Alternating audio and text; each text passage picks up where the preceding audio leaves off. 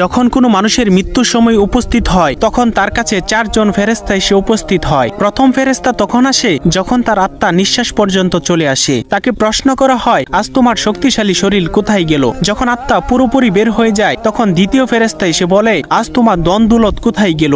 দুনিয়াতে জানিয়ে তুমি গর্ব করিতে। এরপর যখন জানাজা উঠানো হয় তখন তৃতীয় ফেরেশতা এসে বলে, আজ তুমি এমন এক লম্বা সফরে বের হচ্ছ যা এর আগে কখনো করো নাই। আজ তোমাকে এমন এক ঘরে শোয়ানো হবে যেখানে নিঃশ্বাস ফেলানোর জায়গা পর্যন্ত নেই। যখন তাকে কবরে শোয়ানো হবে তখন চতুর্থ ফেরেশতা এসে বলবে, কাল পর্যন্ত তুমি জমিনে চলাচল করেছ, আজ তুমি জমিনের নিচে শুয়ে আছো। কাল তুমি হাসছিলে, আজ তুমি কান্না করছো। কাল পর্যন্ত সবাই তোমার সঙ্গী ছিল, কিন্তু আজ তুমি একা। কোথায় তোমার আদরের স্ত্রী সন্তান যাদের জন্য তুমি মাথার ঘাম পায়ে ফেলে উপার্জন করেছিলে? আজ কেউ তোমার সঙ্গী হবে না একমাত্র আল্লাহ ছাড়া।